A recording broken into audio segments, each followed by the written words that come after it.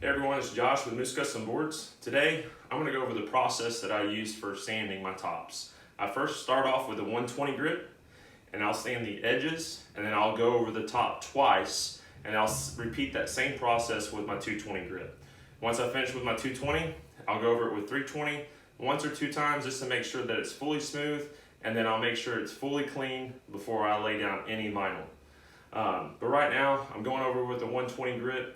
But also, if you have any questions, make sure you give me a follow and hit me up in the direct messages at my Instagram page at moose_boards, and also give me a follow on my Facebook page. If you have any questions, make sure you subscribe to any of those, and make sure you give this video a like, and also subscribe to my YouTube page for following videos of how-tos to build high-quality custom cornhole boards.